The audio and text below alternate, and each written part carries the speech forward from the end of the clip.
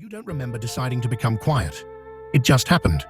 One day, you noticed that speaking less caused fewer problems, that being observant kept you out of trouble, that staying small made the room feel safer, so you adapted, and people praised you for it. They called you mature, easy, low maintenance, strong. But no one noticed the cost, because here is the paradox no one talks about. The same silence that once protected you is now the reason you suffer. You are not quiet because you have nothing to say. You are quiet because somewhere along the way, your nervous system learned that being fully seen was dangerous. So you learned to scan rooms instead of entering them, to listen instead of ask, to feel deeply but express selectively. And now, as an adult, you carry an invisible weight. You feel everything, but you process it alone. You absorb tension, moods, expectations, yet rarely release them. You become the emotional container for others, while slowly emptying yourself, and the world misunderstands you. They think quiet means calm. They think silence means peace. They think solitude means independence. But inside, there is constant motion. Thoughts looping, emotions delayed, needs postponed. This is not introversion. This is not preference. This is a survival strategy that overstayed its welcome.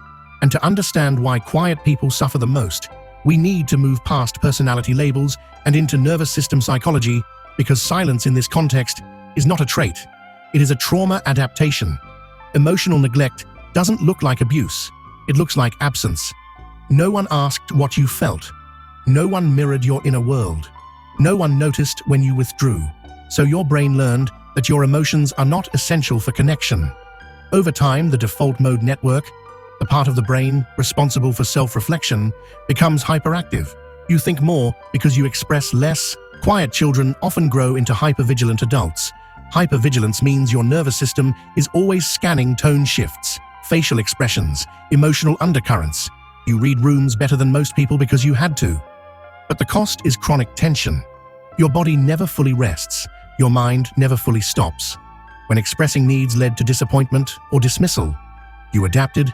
You learned self-reliance early, not because you wanted independence, but because dependence felt unsafe. Avoidant attachment doesn't mean you don't want connection. It means you fear the cost of wanting it. And perhaps most painful of all is parentification. Many quiet people were emotionally mature far too early. You became the listener, the stabilizer, the one who didn't add to the chaos. Your childhood role was not to be, but to manage.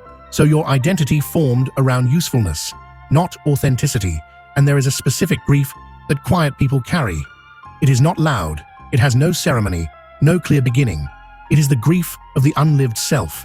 You sacrificed expression for acceptance, truth for harmony, need for safety, and the world rewarded you for disappearing politely. Carl Jung once said, "The greatest burden a child must bear is the unlived life of the parent." But there is another burden we rarely name, the unlived life of the self. You learned to exist as a shadow, present but not disruptive. So you fear judgment, not because you are fragile, but because judgment once meant emotional loss. You fear rest because rest feels undeserved. You fear visibility because visibility once led to pain. And over time, this creates invisible grief. You mourn versions of yourself you never allowed to emerge. The outspoken one, the messy one, the needy one.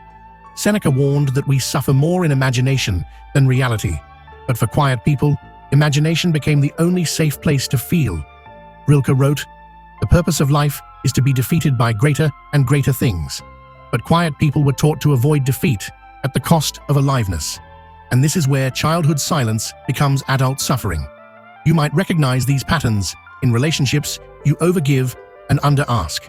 You wait to be chosen instead of choosing. You feel deeply but share selectively. In career, you are competent but overlooked. Your ideas remain internal drafts. You confuse humility with invisibility. In boundaries, you tolerate discomfort longer than others. You say it's fine when it's not. You leave situations emotionally before you leave physically. In self-worth, you measure value by usefulness. You feel guilty for needing support. You equate rest with laziness. In emotional regulation, your emotions arrive late. You process pain alone, often long after it happens. You intellectualize feelings instead of embodying them. And in identity, you don't fully know who you are, only who you are for others. These are not flaws. They are coping mechanisms that once kept you safe.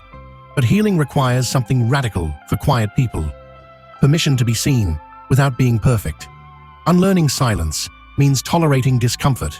It means letting your nervous system experience expression without catastrophe. It means choosing authenticity over approval, slowly, gently, imperfectly. And healing does not mean becoming loud. It means becoming aligned.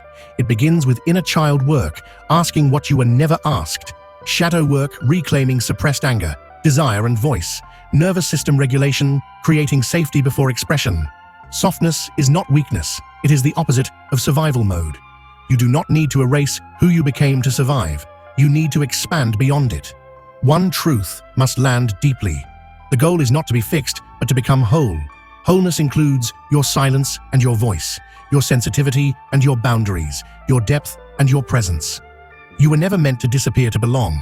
And if this video felt like it was speaking directly to you, that is not coincidence. Like it, share it with someone who learned to stay quiet too, and subscribe, because your story deserves space, not to be louder, but to be real.